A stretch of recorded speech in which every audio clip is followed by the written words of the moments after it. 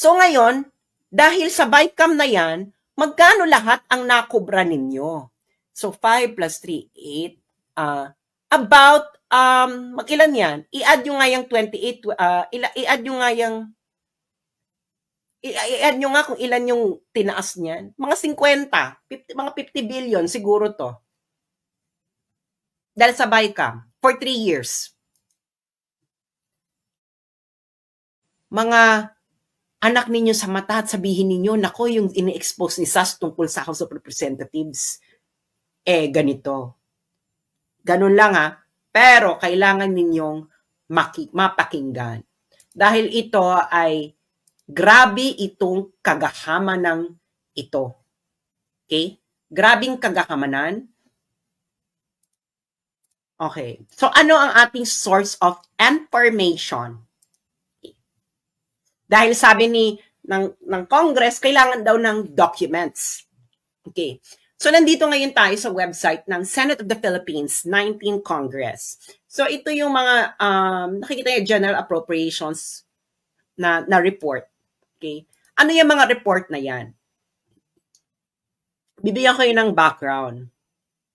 Ang mga report na yan ay yung kung ano yung napasang bill na sa House of Representatives tungkol sa budget the next year. So, halimbawa ito, General Appropriations for the year, fiscal year 2023. Ibig sabihin, ito na yung na-approve na sa lower house, sa House of Representatives. Ngayon, i-consider na siya pagbobotohan sa Senate. So, tingnan natin tong 2023. So, ayan, nakikita nyo na Committee Report number 10, General Appropriations FY 2023.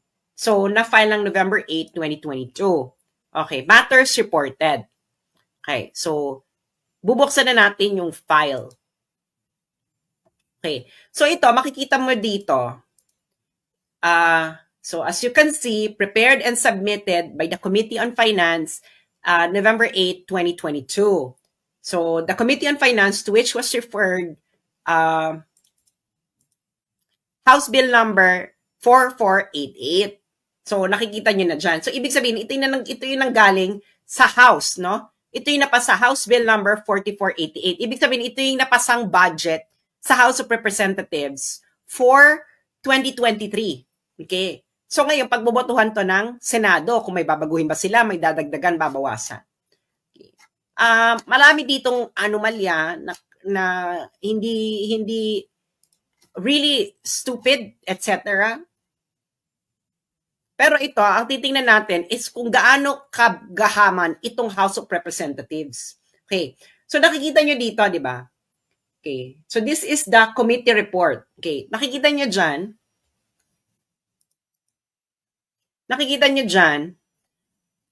Fiscal year 2023 General Appropriations Bill, House Bill number 4488. So, nakikita nyo dyan, House of Representatives, ang pinasang budget ng House of Representatives ay 15 billion po yan kasi ang figures po is in thousand pesos. So, imumultiply mo yan ng 1,000. Okay? So, this is 15.9 billion ang pinasa nila. 15.9 billion ang pinasa nila. Ngayon, sa Senate, ang recommendation ng Senate, makikita nyo, tinaasan lang ng Senate ng hanggang 16 billion. Okay? Tinaasan lang nila hanggang 16 billion. So, pakisulat po sa papel. Okay? Pakisulat po to sa papel. Ang pinasa ng lower house, 2023 budget. Ang pinasa ng lower house ay 15.9 billion. Pakisulat sa papel. Pakisulat sa papel, 2023. Pinasa ng lower house, 15.9 billion. Ang Senado, dinagdagan lang nila ng kaunti. Ginawang 16 billion. Handa na ba sa papel? Hindi nyo ito maintindihan pag wala kayong papel. Meron na, nasusulat yun na, isulat yung maigi. Okay, done. Ngayon, anong pinirmahan ng Pangulo? Okay, anong pinirmahan ng Pangulo? Ano ang naging budget ng House of Representatives ng 2023? Pupunta ngayon tayo sa final budget. Pupunta ngayon tayo sa website ng DBM. DBM. Okay? para makita ninyo kung gaano tayo dinodorobo. Okay. Ito na ang napasang budget sa DBM. Okay.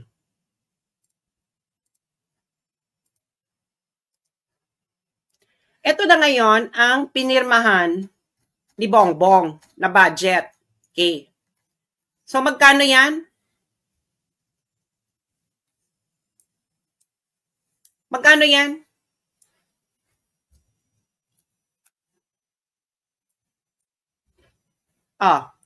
Naisulat nyo na. Naisulat nyo na. Ngayon, 15 billion ang pinasa ng lower house.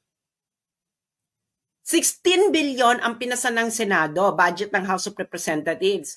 Ang pinirmahan ng presidente, 28 billion. 2023 lang po ito. Yung mga magagaling sa math, magkano ang itinaas ng budget nung final na? Ilang percent?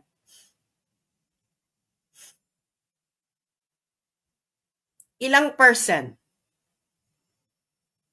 2023 pa lang ito. Ito ang first budget cycle ng House of Representatives under Romualdez at Marcos. 2023 pa lang tayo. Nakalagay na, nakita nyo na sa papel. Ipaliwanag nyo nga sa akin, mga negosyante, mga pare, mga teacher, kakampings. Bakit mga kakampings hindi ito nire-raise?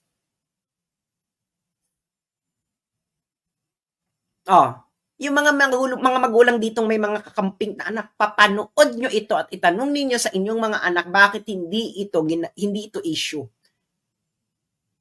Nagets yun na. 2023, yan. Okay. Nailista nyo na ha para maipapaliwanag ninyo sa inyong mga kainuman, katrabaho, kaangkas, kataksi, ka-jeepney. Okay. Now, pupunta ngayon tayo sa 2024. Okay. Siyempre, dahil kailangan ng documents, babalik ulit tayo sa records ng Senado. Okay. So, eto, tapos na natin itong 2023. 2024 naman tayo. 2024. Okay. So, ayan din. General Appropriations Act for 2024 filed on November 7, 2023. So, ida-download natin yung report. Okay, so makikita nyo dyan, ito ang committee report number 155. Ayan, regarding House Bill number 8980. Yung House Bill number 8980, ito yung budget na pinasa ng lower house. Okay, so siyempre, kailangan ipasa rin ng Senado. Okay. Ngayon, pag nakita nyo dito, okay. So, ito ngayon ang budget na pinasa ng House of Representatives. Okay? Isulat nyo this is for 2024. Under House Bill number 8980. Ang pinasa is 16.1 billion. Pinasa ng lower house, 16.1 billion. Ngayon, yung Senado naman, dinagdagan lang yung budget nila ng napakaunti lang. Ilan lang yung dinagdag nila? 22 million. So, naging 16.192. Maliit lang yung dinagdag ng Senado. Nailista nyo na for 2024. Nailista nyo na. Ilista nyo yan para meron kayong maididiscuss sa inuman, kahapagkainan, etc.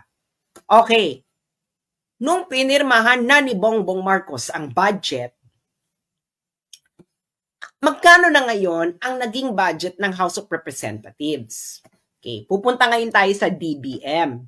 Again, di ba? For 2024. Okay, 2024 budget. Okay. 2024 budget. Okay. Ito na ngayon ang pinirmahan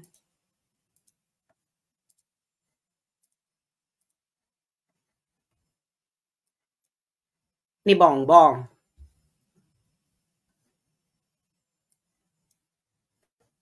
Ayan na. Gets yun na. Naging 28,692,977. Inilista nyo na. Nailista nyo naman ng bongga, di ba? So, ngayon, isipin ninyo, paano ngayon itong tumataas ng parang katatanim nga lang, tapos naani na. Okay. Nailista nyo na. Okay. Ngayon, pupunta ngayon tayo ngayong year na to, 2025. 2025. Okay? Babalik ulit tayo sa record ng Senado. Kasi mas transparent itong Senado, no? Kahit papano. Mas madaling mag-navigate. So, ito ngayon tayo, ngayong year, 2025. Okay. So, General Appropriations Act, 2025, final siya ng November 5, 2024. Ito ngayon ang report. Okay. So, ayan, makikita nyo, ito ang document. Ayan, galing Senado, Committee Report number 335, ganyan, House Bill number 10800. So, pupunta ngayon tayo dito kung magkano yung pinasa ng House of Representatives na budget nila. Okay. So, eto. So, fiscal year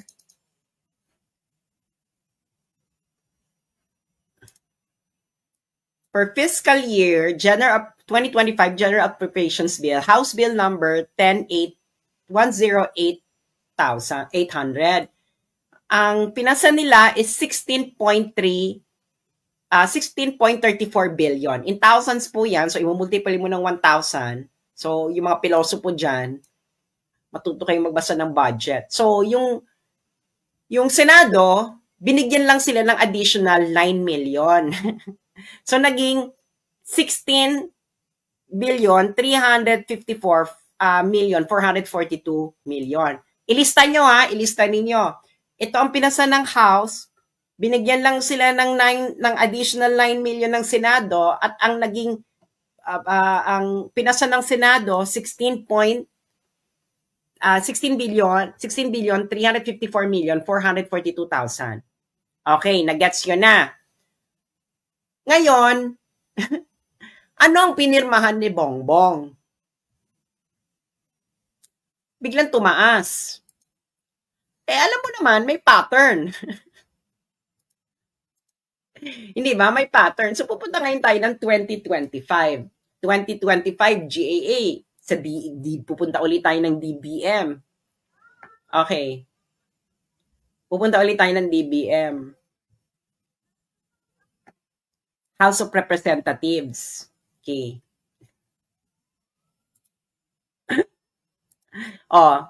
Eto na ngayon ang pinirmahan ni Bongbong.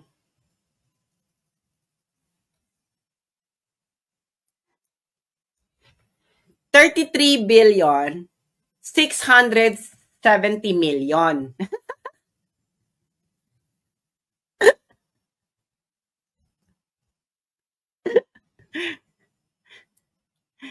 $33,670,000,000. Nailista nyo na ba sa papel? Kasi may pop quiz tayo, ha? May pop quiz tayo. Kailangan pag-uusap. Para pagdating ng inuman, hapagkainan, kausap ninyo yung mga kakamping, meron kayong isasampal. Di ba? So, ngayon, nailista nyo na. So, nakita nyo na kung ano yung nangyayari. Okay. Ngayon, sino ba nag-e-expose yan? Ako po, matagal ko nang ini-expose itong kaeng-engan nila sa Kongreso dahil nga sobrang garapal na. Garapal na. Ngayon, kung mga nagtatanong po, paano ba yung previous Congress? May ganyan ba silang hocus-pocus? Actually, ni-research ko na rin yan. Kasi nga, baka naman normal lang ito. Hindi ba? Normal lang na ito, na bigla na lang lolobo yung bigla na lang lulobo ng bonggang-bongga yung budget ng House of Representatives. Kailan po lumolobo yung budget nila? During po ng Bicameral Conference Committee. Ang Bicameral Conference Committee, dapat lang itong i-reconcile yung dalawang version ng budget. Yung Senate at yung House of Representatives. Pero ibang reconciliation po ito. Dahil nakita nyo naman, i-consult nyo uli yung notes nyo, i-review nyo uli ito, maliit lang naman yung dinagdag. So, bakit lumobo ka ng bonggang-bongga? So, ngayon, ni-research ko na po ito at tiningnan ko na po yung mga dokumento ng past Congress. Ito lang po yung mga nakita kong available na records. Okay? Available na records.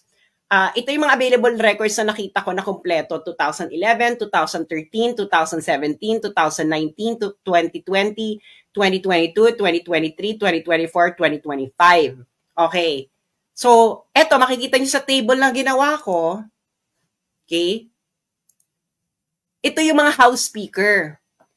Si Feliciano Belmonte Jr. noong 2011, si Feliciano Belmonte Jr. noong 2013, si Pantaleon Alvarez noong 2017, si Gloria Arroyo noong 2018, si Lord Alan Velasco 2020, Lord Alan Velasco noong 2022, and then 23, 24, 25, Martin Romualdez.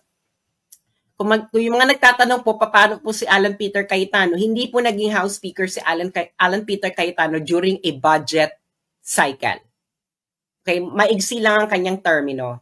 So makikita nyo dito, okay? Kaya nga sabi ko sa inyo, kumuha kayo ng papel para madali nyo itong maintindihan. Okay? Ngayon, House Chamber version, ibig sabihin ng House Chamber version, ito yung pinasa ng House of Representatives. Senate Chamber version, ito yung pinasa ng Senado. Yung final budget signed by the President, ito yung dumaan sa BICAM na sikreto. So makikita nyo dyan, okay? Nung panahon ni Feliciano Belmonte Jr., 2011, kay Pinoy, 13.06% lang ang tinaas ng budget ng House of Representatives pagkatapos ng BICAM. 2013, 8.53% lang ang tinaas after ng BICAM. Under kay Pantaleon Alvarez, isang year lang naman siya naging congressman, naging House Speaker, 0% ang tinaas ng kanilang budget after ng BICAM. Kay House Speaker and former President Gloria Arroyo, 0.08% lang. Kay Lord Alan Velasco, 12.86% lang ang tinaas after BICAM. Nung sumunod niyang naging sunod na year na speaker siya, 0% lang ang tinaas. Pagdating kay Martin Romualdez at sa pinsan niyang si Bongbong Marcos, immediately, 2023, 75.06% ang tinaas ng budget nila after BICAM. 77.21 noong 2024 at 105.93% noong 2025. Nakikita nyo yan? Ang pinasa ninyo, 16 noong 2023, ang pinasa ninyo sa harapan ng taong bayan, 15.97 billion. After ng BICAM, naging 28.01 billion. Noong 2024, 16.17 billion ang pinasa nila sa harapan ng taong bayan. Pagkatapos ng napaka-secret na BICAM, naging 28.69 billion. Noong 16.34, noong 2025, ngayong year, 16.34 lang ang pinasa ninyo sa harapan ng taong bayan. Tapos biglang naging 33.67 billion pagkatapos ng BICAM. So ngayon, dahil sa BICAM na yan, magkano lahat ang nakubra ninyo? So 5 plus 3, 8. About, mag-ilan yan? I-add nyo nga yung 28, i-add nyo nga yung i-add nyo nga kung ilan yung tinaas niyan. Mga 50, mga 50 billion siguro to. Dahil sa BICAM, for 3 years. Okay. Ngayon, yung mga nakikinig sa akin dito, lalo na mga magulang, corruption ito, hindi. Corruption ito, hindi.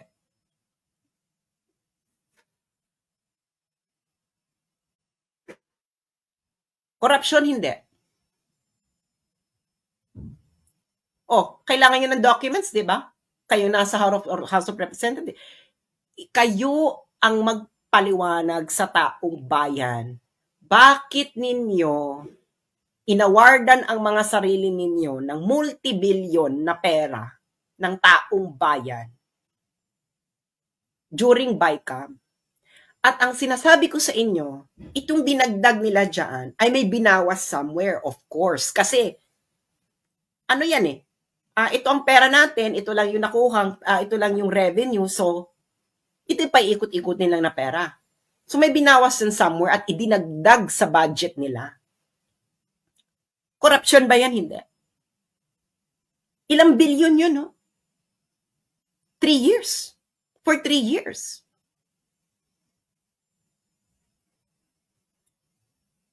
Sabihin, panoorin nyo to uli at sabihin nyo to sa mga anak ninyo. Paliwanag ninyo, lalo na yung mga nagpipiling-piling nakakamping. Bakit tahimik sila dito? Ilang bilyon to?